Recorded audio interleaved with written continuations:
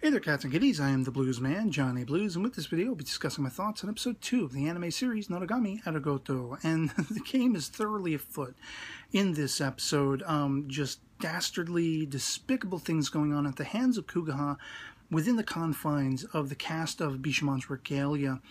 And it's heartbreaking and, surprising in that how intrinsically connected all of these, characters are, their interpersonal connections, and the connectivity of Bishamon lusting after destroying Yato, and Yato is avoiding her, this sudden erupted friendship between Yuki and her regalia Suzuha, as we see, and, Kugaha's very much meaningful exploitation of that for ominous and foreboding factors, and the reintroduction in this episode of Nori, who, has a back history with Yato. Yato cannot be rid of her, as we saw all through the course of the first season, as well as her being an integral factor in the crescendo of the first season that led to Yato's own blighting and having to rely on Kazuma, Bishamon's, chief regalia, to help him out of it, to overcome it, and all these kinds of things, because of Yuki's own depressive nature. He had his life stolen from him so early in his years,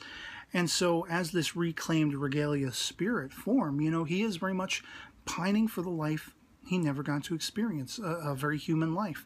And people like Hiyori are trying to help him with that, but in his connection to Suzuha, whose name we finally get in this episode, it's just really meaningful and emotional to find the backstory of Suzuha himself is very closely related to Yukine's own plight. As far as, I thought the story was very beautiful about him meeting this girl in childhood, and he knows her through the course of 30 years.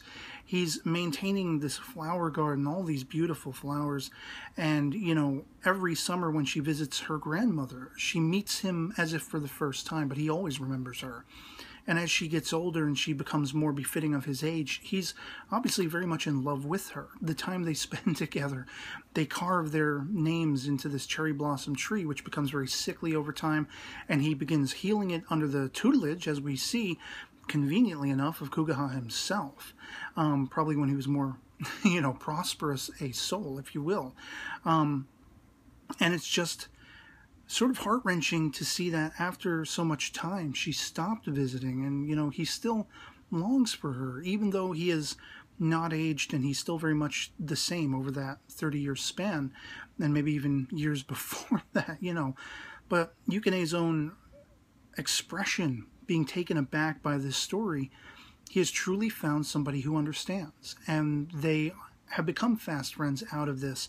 And that entire story, it incredibly impacted me, and I thought it was just so sad that we then see Kugaha exploit this loneliness Suzuha is feeling. And he jabs at him. He's like, why are you going to do this to yourself? You're going to always be alone. She forgot you. She's moved on. She's wherever she is, And isn't it such a shame that even Lord Bishamon has forgotten you? Bringing this soul to tears. It just, it's like taking a cigarette and jabbing it into an open wound. It's so irksome and so disappointing. And then you see, what are effectively Nori's wolves attacking him. And he doesn't even fight back because he's given up all hope. Even in finding friendship with Yukine, it wasn't enough. It was the absolute peak of loss and of giving up hope. And we see then and there how evil and malevolent Kugaha is, because what follows, his whole sort of impetus behind this is to cast suspicion on Kazuma, make Kazuma have suspicions of his own, thinking that Bishamon is blighted. Whether or not that's the case, I'm not entirely sure, because he sees that she is, then he sees that she isn't, and then it kind of leaves the episode off, hinting that perhaps she still is. It's not entirely clear, but he ends up waking all the regalia up, and he's making sort of a forceful inspection under Kugaha's hand of every single one of them. In front of his, scathing eyes, his malevolent eyes, of course, none of them have any suspicions that Kugaha is malevolent as he is at that point, and it's all about casting doubt on Kazuma. And the entirety of all of this is meant to effectively take down from within Bishamon herself, as Kugaha believes that she has sort of disgraced her own title, her own deity level title, this warrior goddess title, everything like that. And he just wants to put an end to her. And what this was all about is that, again, that interconnectivity from this friend of Yukine's, being somebody very close to Yukine, and that leading to Yato and the dynamic between Yato and Bishamon and all these kinds of things.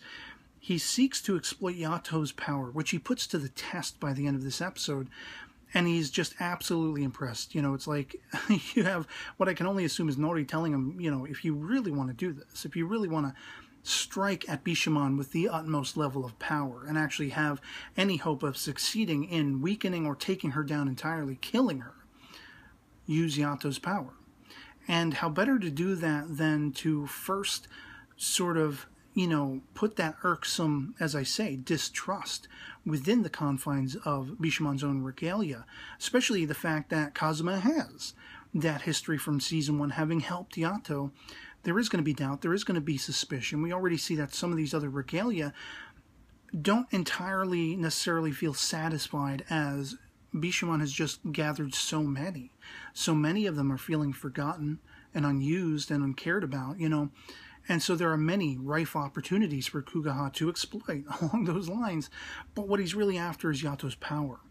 And Yato is kind of one of these lowly gods who nobody knows, nobody's heard of. Even Suza had never even heard of them, which Yukine is just taken aback by.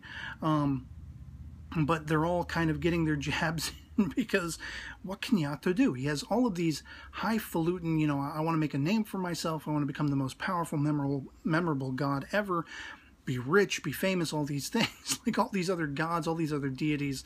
And he's, for that reason, kind of sort of easily manipulated into a corner or into some usage, And it seems like that's going to be one of the arenas Kugaha exploits. And I don't know whether he's going to try to get in through Yuki and Yuki's own, much through this episode do we see him lamenting and even crying over the idea that Hiyori could one day forget him. And she promises that won't happen, but as we see, it's very easy for the human, the near-shore quotient, to forget. And I thought it was just utmost intriguing that by the end, after you have this confrontation, testing the waters between Kugaha and Yato respectively, Yato, who has been kind of ticked and kind of peeved with Yuki's behavior, in wanting to find something to attach to, and wanting to find a friend, wanting to not be forgotten, and feel the pain that goes with that. Do we find Yato is left with that very same sort of equivalent, I will always be okay as long as I'm not, and he has to check himself. He has to almost pause as long as nobody forgets me.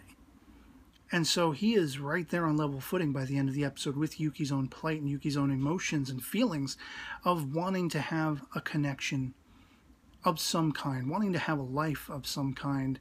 And, of course, we know that Yato's probably going to still be the stubborn lummox that he is, and he's probably not going to really spend too much time dwelling on that. But I think some hint of him will be over time as this story unfolds. And we just see the escalation of this event. However Kugaha is going to try to get at Yato, however he's going to try to continue to break down the walls of the trust in the regalia inside Bishamon's own caste, and how he's probably going to try to pit Bishamon against Yato by exploiting not only the tumultuous past that exists between them, but even, all these tumultuous things that he is going to be the instigator of in the present.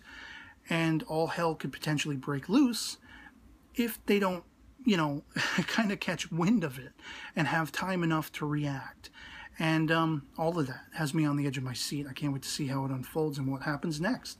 So I'd love to hear from you guys in the comments below what you thought of episode 2 of Noragami Aragoto, if you've seen it, if you enjoyed it as much as I did, if you were surprised to see the return of Nori and how integral and sort of influential she's become in the malevolence of Kuga, and how influential he has become in casting that doubt within the regalia of Bishamon, and his just, malevolence in seeing to the death of this young lad Suzuha, who was feeling forgotten and feeling unloved, and just how heartbreaking that was, and how it relates to Yuki's own dilemmas, you know. So, yeah, I mean, we can agree to disagree. Love having the conversation with you guys. Love it or hate it. Let me know what you thought of this episode. And that'll be pretty much it for me on this. So I hope this video finds you well.